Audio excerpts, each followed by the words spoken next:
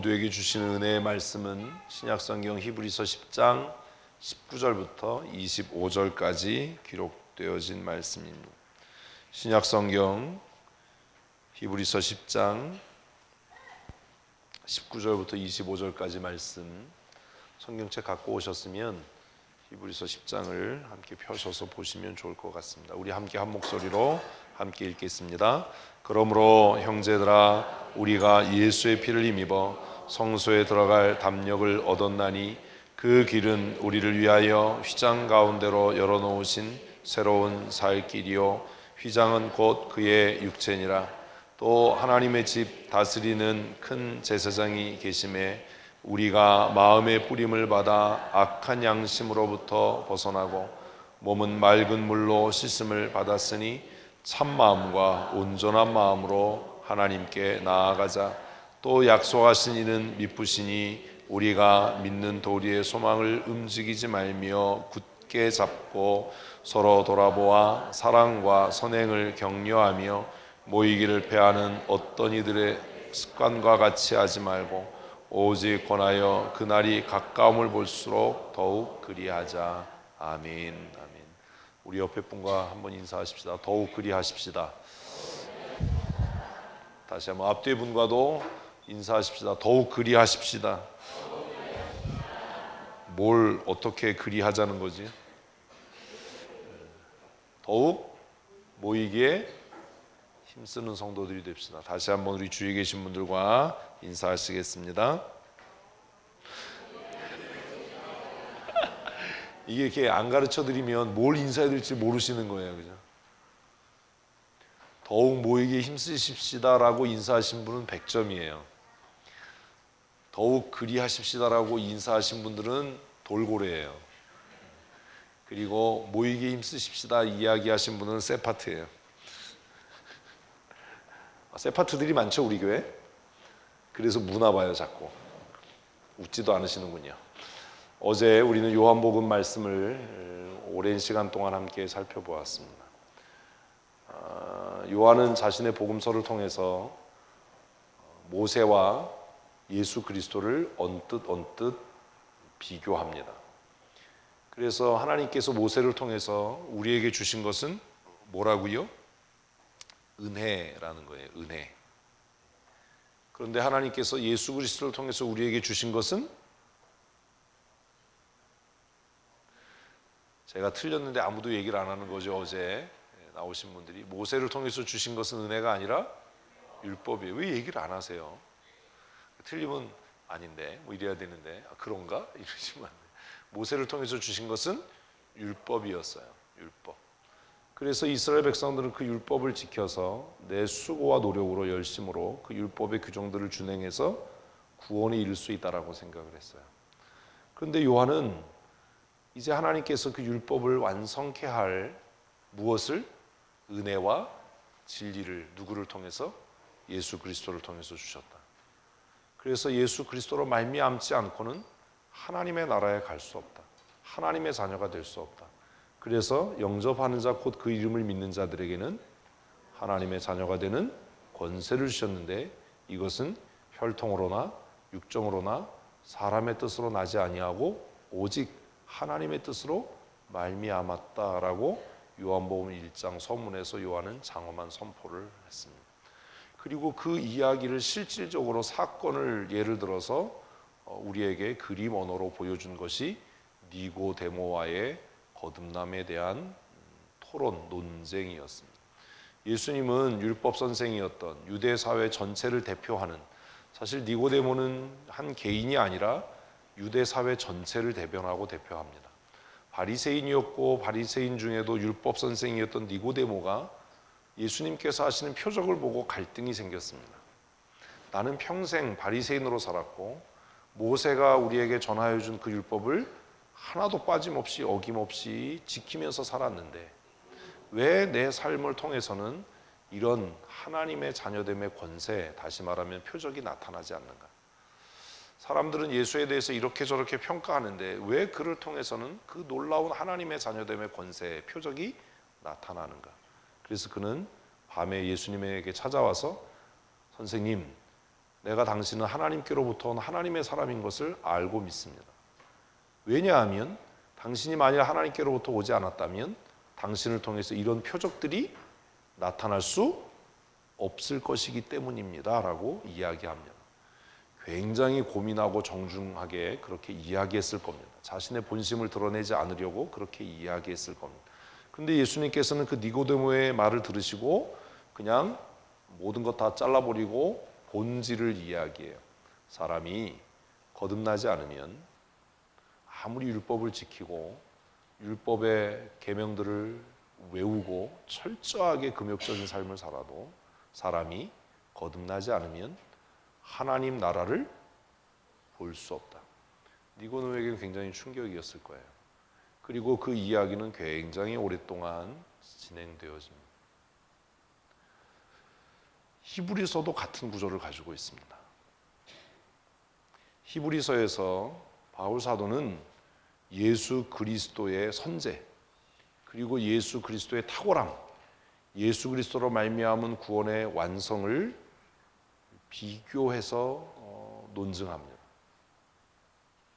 오늘 우리가 읽은 히브리서 몇 장이요? 10장 1절에 보면 율법과 그리스도의 관계를 잘 설명하고 있습니다. 1절 말씀 우리 함께 읽겠습니다. 율법은 장차 올 좋은 일의 그림자일 뿐이요 참 형상이 아니므로 해마다 드리는 같은 제사로는 나오는 자들을 언제나 온전하게 할 수 없느니라. 니고데모가 가졌던 고민이에요. 그리고 예수님께서 니고데모에게 하셨던 거듭나지 않으면 하나님 나라를 볼 수 없다라고 하는 말씀의 요약인 겁니다. 모세를 통해서 하나님께서 이스라엘 백성들에게 주신 율법은 무엇일 뿐이다? 그림자일 뿐이다. 그것이 완결편이 아니다. 그 율법을 지키고 율법의 가장 중심 사상인 제사를 통해서 누구도 죄사함을 얻고 거룩한 하나님의 백성이 될 수 없다. 율법은 장차 올 좋은 일, 그 좋은 일이 뭐지요? 예수 그리스도의 십자가의 대속의 죽음, 그것의 무엇일 뿐이다? 그림자일 뿐이다. 율법은 그 구원의 참 형상이 아니다. 너희가 모세를 존경하고 모세를 위대한 하나님의 사람으로 이야기하지만 그는 오실 메시아를 예표하는 상징과 그림자에 불과하다. 그래서 너희가 해마다 하나님 앞에 나가서, 특별히 이스라엘 남자들은 세 번의 절기를 지키도록 그렇게 성경이 규정하고 있는데, 그 3대 절기를 지키기 위해서 멀리 예루살렘을 향해서 여행을 하고, 그리고 그곳에 가서 하나님 앞에 번제와 속죄제와 속건제와 화목제를 드린다 하더라도 그 제사가 너희를 한 번도 온전하게 할 수 없었다. 언제나라는 말은 그런 일은 한 번도 없었다. 왜 그 일을 계속해야 하는가? 그러함에도 왜 율법을 지켜야 하는가? 왜지요? 어떤 사람들은, 구약의 성도들은 율법을 지키고 행위를 통해서 구원 얻었다라고 하는 정말 그 위험한 이야기들을, 성경이 이야기하지 않는 것들을 가르쳐서 성도들을 혼란스럽게 자꾸 만드는데, 율법을 지켜서는 구원 얻을 육체가 하나도 없어요. 구약의 성도들은 어떻게 구원받았어요? 그러면 믿음으로요. 신약의 성도들은 어떻게 구원받지요? 믿음으로요. 우리는 어떻게 구원함에 이르지요? 믿음으로요. 구원에 이르는 방법은 하나예요. 믿음. 그럼 구약의 성도들은 뭘 믿어요? 오실 메시아. 근데 어떻게 오실 메시아를 믿지요? 이 정도는 그냥 쉽게 답하셔야 돼요. 저하고 함께 10년 정도 이렇게 지내셨으면. 그것을 히브리서 본문은 뭐라고 이야기하냐 하면 같이 읽습니다. 그러나 이 제사들에는 해마다 죄를 기억하게 하는 것이 있나니. 하나님께서 율법을 주신 목적이 뭐라고요? 죄를 기억하게 하는 거예요. 해마다 같은 제사, 절기를 지키면서 번제와 화목제와 속죄제와 속건제를 드리고 거제를 드리고 하나님 앞에 반복된 그 제사를 통해서 그들이 거룩해져 가는 것이 아니라, 깨끗해져 가는 것이 아니라 그들이 깨닫게 되는 거예요. 뭘? 아, 우리는 어쩔 수 없는 죄인이구나. 이 제사로는 영생과 구원에 이를 수 없구나라고 하는 것을 깨닫게 된다라는 거예요. 수많은 율법 선생들 가운데, 수많은 바리새인들 가운데 왜 니고데모만 밤에 예수님을 찾아왔을까요?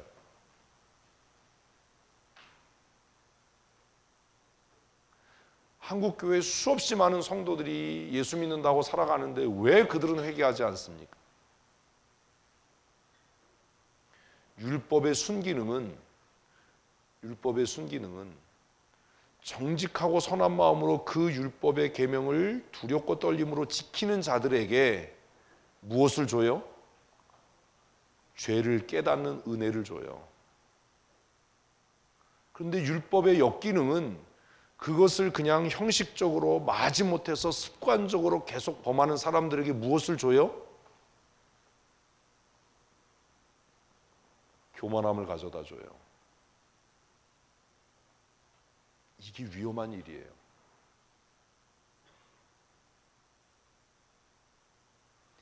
예배의 순기능은 예배에 나와서 예배할 때마다 우리로 하여금 무엇을 깨닫게 하는? 내 죄를 깨닫게 하는. 그래서 오직 하나님의 그 은혜가 아니면 살아갈 수 없다라고 하는 고백을 하게 합니다. 그러나 예배의 역기능은 그 예배를 습관적으로 하고 형식적으로 하는 사람들에게 뭘 가져다 준다고요? 종교적인 교만함. 내가 뭐 하는데? 매주 예배했는데, 내가 1년 365일 새벽기도 빠지지 않는데, 내가 11조 생활하는데, 내가 종교적인 의무를 다 하는데, 내가 목사고 권사고 장로고 집사인데, 우리 집이 4대째 예수 믿는데 라고 하는 무엇을? 헛된 교만함을 심어줘서 절대로 그들이 뭐하지 못하도록? 회개하지 못하도록. 그것을 이사야는 뭐라고 이야기했죠? 들어도 듣지 못하고 보아도 깨닫지 못하게 해서 그들이 회개할까? 내가 두려워한다. 우리를 향한 경고 아닙니까? 여러분 예배를 통해서 여러분의 죄가 깨달아져서 회개하십니까? 아니면 그 예배의 절차, 그 예배의 과정 때문에 불편해하십니까? 바리새인들과 우리가 뭐가 다르지? 왜 예수님 당시에 그렇게 수많은 바리새인들이 율법을 지키고 거듭되는 예배를 제사를 드렸는데 왜 니고데모처럼 예수님께 나오지 못하지요? 그들은 참마음과 정직한 마음으로 그것을 하지 않았기 때문에 그 반복되는 제사와 반복되는 습관적인 종교적인 행위를 통해서 뭘 깨닫지 못한 거예요? 자신의 죄를 깨닫지 못한 거예요.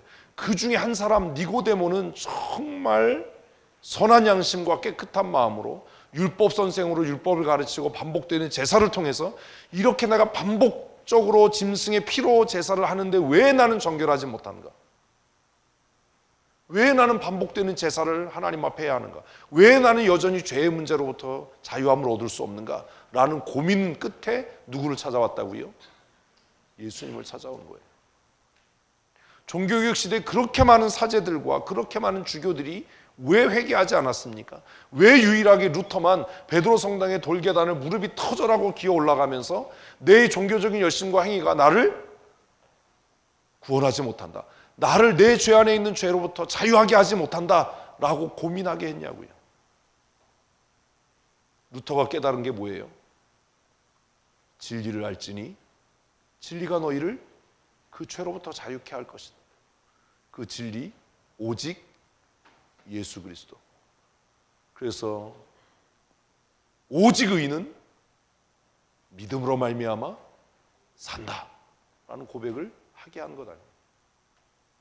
히브리서 기자는 그것에 대해서 그러나 하나님께서 우리에게 율법을 주시고 모세를 통해서 제사제도를 주신 것은 그것을 지키고 행해서 거룩하게 되라, 거룩하게 될 거다, 구원함을 얻어라가 아니었다. 여러분이 습관적으로 하는 새벽기도와 여러분이 습관적으로 하는 주일 예배와 우리가 습관적으로 하나님 앞에 드리는 그 물질들이 우리를 거룩하게 하지, 답을 하셔야 돼요. 거룩하게 하지 못합니다. 하나님 앞에 나와서 예배할 때마다, 새벽마다 엎드려 기도할 때마다 우리가 정말로 하나님의 은혜를 덧입은 사람이라면 그 예배와 그 기도가 쌓여갈 때마다 다른 사람을 향해서 나는 새벽 기도하는데 너는 왜 새벽 기도 안 해? 라고 정죄하는 자세를 갖는 것이 아니라 내가 하나님 앞에 무엇이다라는 것, 죄인이다라는 것을 깨닫게 되어져야 한다라는 것. 그것을 히브리서는 그러나 이 세사에는 해마다 죄를 뭐 하는 것이 있다? 기억하게 하는 것이 있었다. 이것이 율법의 기능이다.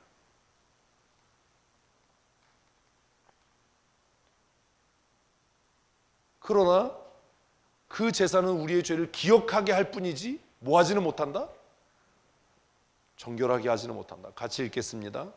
이는 황소와 염소의 피가 능히 죄를 없이 하지 못함이라. 이스라엘 백성들이 하나님 앞에 드렸던 그 짐승의 제사로는 우리의 죄가 사여지지 않아요. 여러분, 하루 종일 하는 성경 세미나가, 반복적인 주일 예배가, 정말 아침잠을 설치고 피곤하게 나와서 기도하는 우리의 기도가 정말 힘들게 하는 권사의 직무, 헌신과 팀장과 진장으로 하는 그 헌신들이 뭐 하지 못한다고요? 우리의 죄를 없앨 수 없어요. 여러분, 그게 교만이 되면 안 돼요. 내가 주일 지키는데, 내가 11조 생활하는데, 내가 새벽 기도해야 하는데, 내가 하나님 앞에 내가 헌신하고 있는데, 이게 교만함이 되면 멈춰야 돼요. 그게 내 의의가 되면 안 돼요. 왜냐하면 그 어떤 행위로도 우리의 죄를 정결하게 할 수 없기 때문입니다. 황소를 잡아들인다고 해서, 염소를 잡아들이고 수없이 많은 양을 잡아들인다고 해서 그 짐승의 피가 우리의 죄를 없게 하지 못해요. 그러면 왜 그것을 반복적으로 하도록 하나님께서 명령하셨느냐? 아까 앞에서 읽은 3절의 말씀처럼 그것을 정직한 마음으로 선한 양심으로 행하는 자들에게 무엇을 깨닫도록? 죄를 깨달아서 뭐 하도록? 낙심하도록.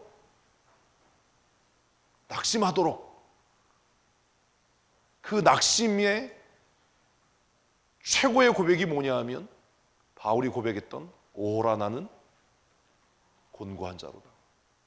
누가 이 사망의 몸에서 나를 건져낼 수 있겠냐? 구약의 믿음으로 살았던 정결한 사람들은 반복적인 제사를 하나님 앞에 거행하고 짐승의 피를 가지고 제단에 나갈 때마다 내가 짐승의 피로 깨끗해졌어, 이제 정결해졌어, 내가 의로워졌어가 아니라 제사를 마치고 돌아서서 나올 때마다 무슨 마음이요? 이 제사로는 내 죄를 정결하게 할 수 없다 라고 하는 절망에 사로잡혀서 마침내 그들이 무엇을 바라보게 하는?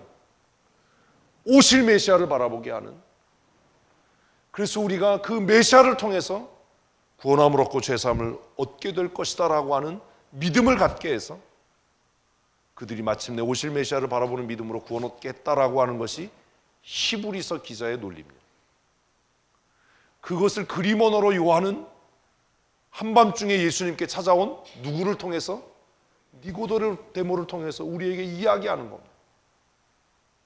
육으로 난 것은 육이니 육은 무익하다. 바람이 임의로 불매 우리가 그것을 알지 못하듯이 성령으로 날 자들은 이와 같다라고 하는 도저히 이해할 수 없는 예수님의 그 이야기를 통해서 니고데모는 마침내 자기가 율법 선생이고 자기가 바리새인이었으나 여전히 죄인이라는 것을 깨달아서 그는 예수의 제자가 되었던 겁니다.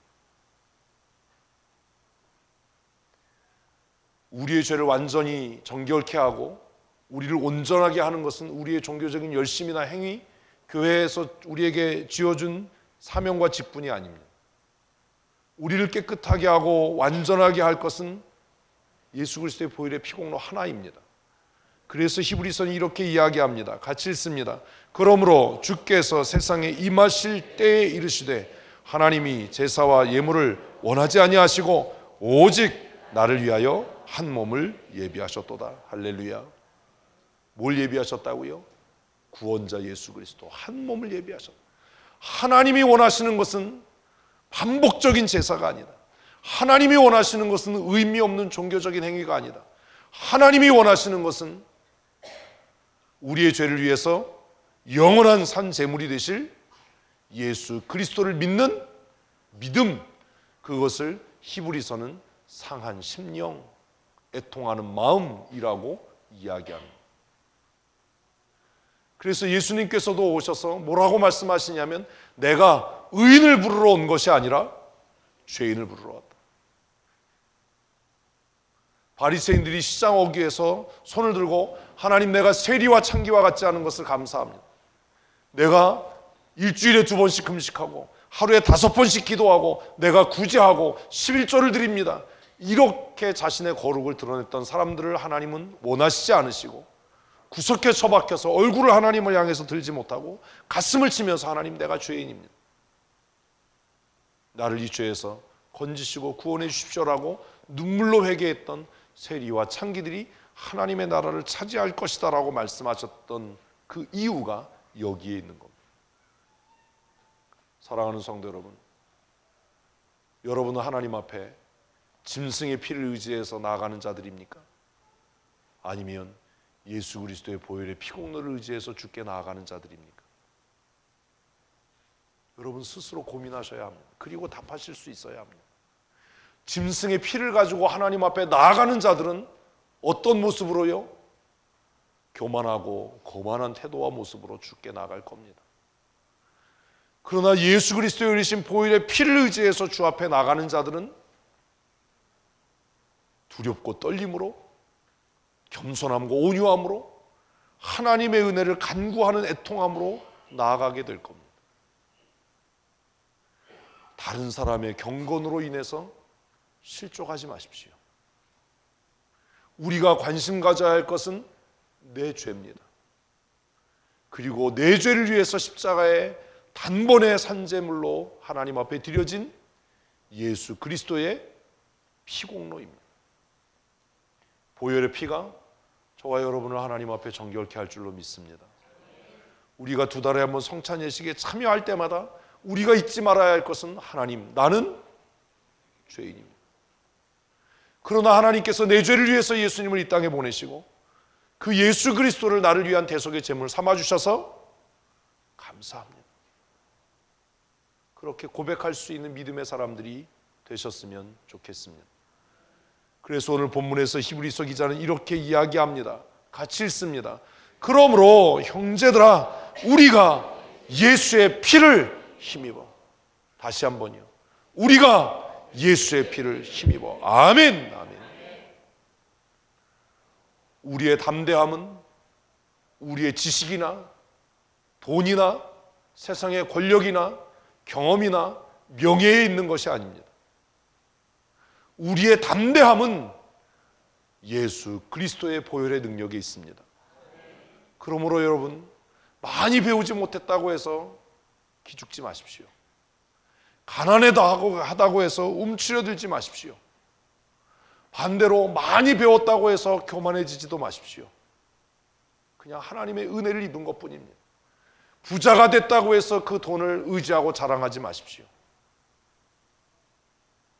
우리가 의지하고 자랑해야 할 것은 부자인 자나 가난한 자나 많이 배운 자나 못 배운 자나 강건한 자나 병든 자나 다 예외 없이 우리가 의지하고 자랑해야 될 것은 예수 그리스도의 보혈의 피입니다. 아멘. 아멘. 우리 교회는 목사를 자랑하거나 성도들의 됨됨이를 자랑하거나 교회 건물을 자랑하는 어리석은 교회가 아니라 예수 그리스도의 보혈을 자랑하는 교회가 되었으면 좋겠습니다. 예수의 피밖에 없습니다. 우리가 하나님 앞에 담대히 나갈 그 어떠한 것도 우리에게 없습니다.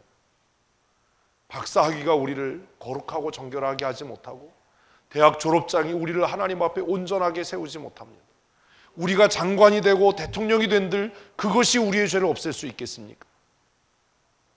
우리의 재산이 수백억이 되고 수천억이 된다고 해서 그 돈이 우리를 하나님 앞에 정결하게 할 수 있겠습니까? 우리를 하나님 앞에 정결하게 하고 깨끗하게 할 수 있는 것은 오직 예수 그리스도의 보혈의 피인 줄로 믿습니다. 그래서 이제 우리는 못 배우고 가난하고 사회에서 천대받고 손가락질 당해도 예수 그리스도의 보혈의 피를 힘입어 같이 읽습니다. 성소에 들어갈 담력을 얻었나니. 할렐루야. 할렐루야.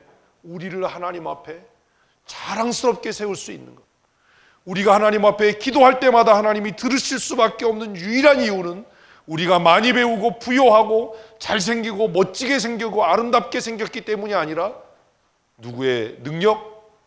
예수 그리스도의 보혈의 능력을 의지하여 하나님 앞에 나아가기 때문입니다. 우리가 하나님 앞에 모여 예배할 때마다 우리의 예배에 이 보혈의 능력이 넘쳐났으면 좋겠습니다. 우리 찬양합니다. 예수 피밖에 없네. 예수의 피밖에 없네. 나의 죄를 씻기는 예수의 피밖에 없네. 나이 든 사람들은 그 찬송을 하죠. 나의 죄를. 젊은 사람들은요, 복음성가로 찬양합니다. 예수의 피밖에 없네. 그러나 같은 것 아닙니까? 우리가 이 성찬에 참여하는 이유는 예수 그리스도의 보혈의 피공로를 힘입기 위해서입니다. 사랑하는 성도 여러분, 오늘 예배를 통해 내 힘이나 내 능력이 아니라 예수 그리스도의 은혜를 힘입어서 하나님 앞에 담대히 나가 부르짖어 기도하는 믿음의 사람들이 되시기를 축복합니다. 20절 말씀을 우리 같이 읽겠습니다. 그 길은 우리를 위하여 휘장 가운데로 열어놓으신 새로운 살 길이요 휘장은 곧 그의 육체니라. 모세에게 주신 율법은 하나님과 하나님의 백성을 어떻게 했어요? 갈라놓았어요. 모세에게 주신 율법은 하나님의 백성이라고 불려졌던 이스라엘 백성들이 감히 하나님 앞에 나아갈 수 없게 만들었어요. 그래서 성막은 두껍고 찢어지지 않는 휘장으로 가리워져 있었어요. 1년에 한 차례 대제사장만 자신의 생명을 보존하기 위해 두려운 마음으로 속죄제와 속건제와 화목제를 하나님 앞에 드리고 발목에 가죽끈을 메고 휘장 사이를 지나 지성소에 들어갔어요. 그곳에 들어가서 자신의 죄와 자신의 민족의 죄, 자신의 백성의 죄를 하나님 앞에 고하고 그는 두렵고 떨림으로 그것을 벗어나야만 했어요. 그것을 성경은 대속죄일이라고 이야기합니다. 그러나 이제 예수님께서 오셔서 나와 하나님 사이에 막혀있던 그 휘장을 단번에 찢으셔서 예수님께서 십자가에 죽으실 때 내가 다 이루었다 선포하실 때에 그 성소와 지성소를 가로막았던 성전의 휘장이 위로부터 아래까지 찢어져서 이제는 누구든지 예수 그리스도의 보혈의 피공로를 의지하는 자는 뭐라고요? 담대하게 어디로 나아가는? 성소로 나아가는, 하나님 앞에 나아가는 은혜를 우리에게 주신 줄로 믿습니다. 저는 그래서 교회 예배당 뒤에 왜 휘장을 치는지 잘 몰라요.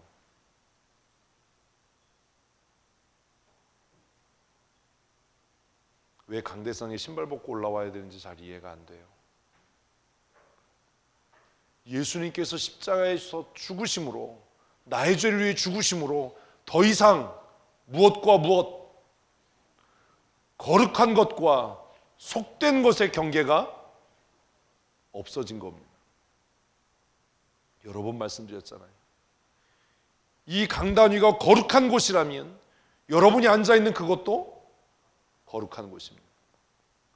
우리가 모여 예배하는 이 예배가 거룩한 것이라면 내일 아침에 여러분이 출근해서 일하는 그 직장도 뭐라고요?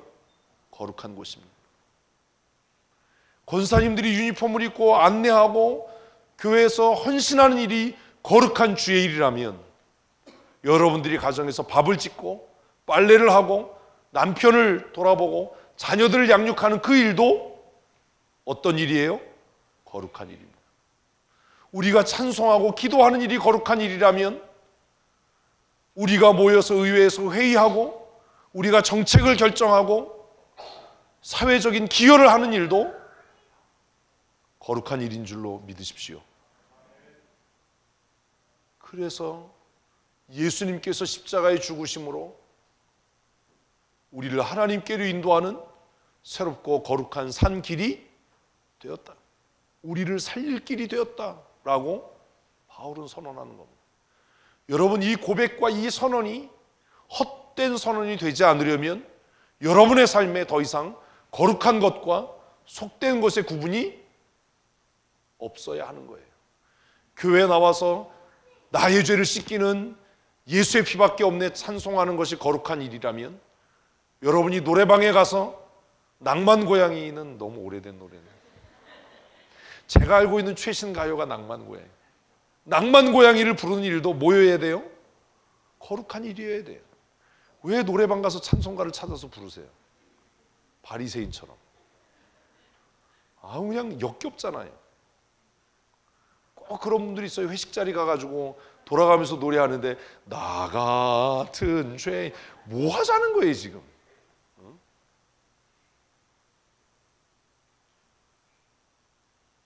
저는 지난 목요일에 GMS 심의위원회 갔다 오면서 차 안에서 노래를 들었어요. 물론 제 그 USB에 뭐 복음성가도 있고 찬송가도 있고 뭐 연주곡도 있고 돌아오면서 하도 심란해서 하나님의 위로가 필요해서 뭘 들었냐 하면 70년대 가요를 들었어요. 위로가 되지요. 춘천에 다 들어올 땐 졸려서 뭘 들었냐면 댄스곡을 들었어요. 가사가 기가 막혀요. 나 몰래 다른 여자 만나는 게 너만 갖고 있는 능력이라고 생각하지 마. 뭐 이런 거죠. 나 다 알고 있어. 내가 그래도 기다려주는 건 너를 믿기 때문이야. 그렇다고 나한테서 잘못했다고 빌고 약한 모습 보이지 마. 내가 너를 사랑했다는 것은 했던 것은 너의 당당한 모습 때문에 뭐 이런 노래를 들으면서 아싸 이런 거다. 그래서 그걸 저는 그렇게 생각했어요. 우리가 범죄했다고 해서 하나님 앞에서 비굴한 척하지 말고 하나님 앞에 어떻게 해야 돼? 당당해야 돼.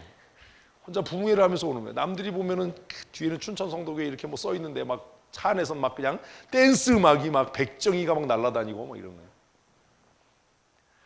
성도에게 있어서 적어도 우리가 예수의 피로 구원함을 얻은 사람이라면 무엇과 무엇에? 거룩함과 속된 것에 뭐가 없어야 한다? 구분이 없어야 돼. 어떤 음식은 거룩하고 어떤 음식은 속되다라고 얘기하지 말아야 돼. 왜요? 예수님께서 거룩한 것과 속된 것의 경계를 없애셨으니까요.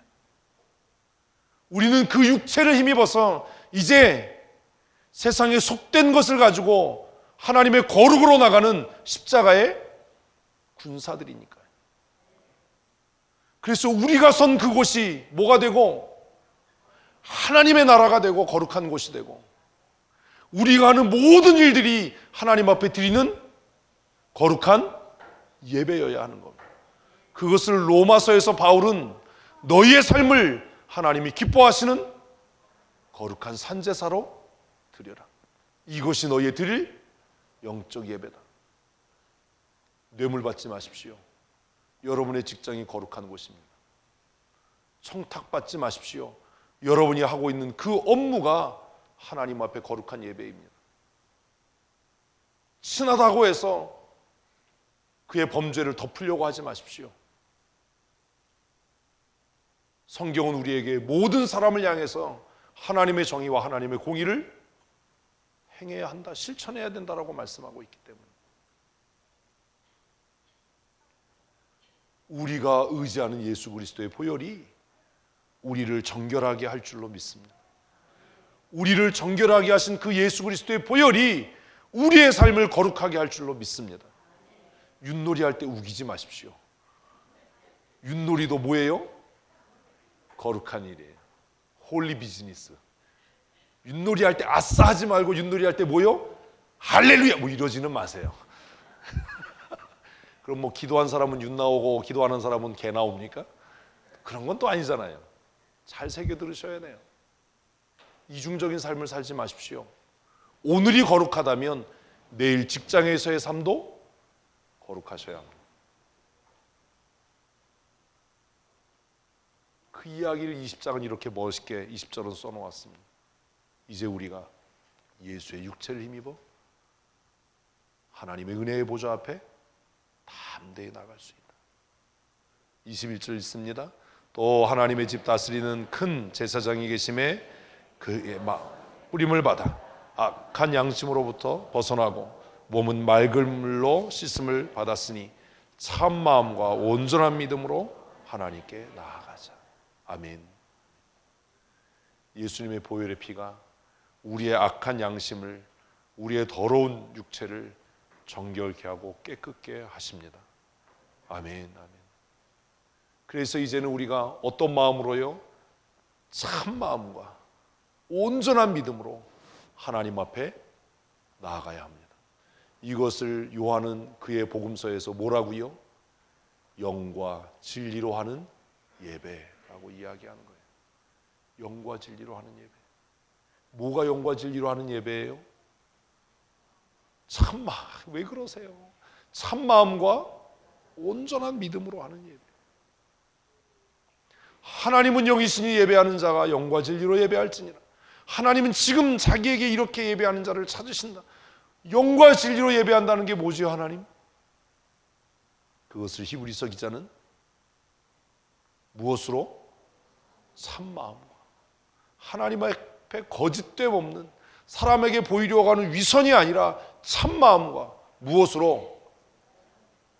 온전한 믿음으로 하나님 앞에 나아가는 예배가 영과 진리로 하는 예배. 제가 그래서 여러분들에게 여러 번 말씀드렸잖아요. 교회 안에서 거룩한 척 하지 말고 어디에 가서 여러분의 가정과 직장에서 거룩하게 살아라.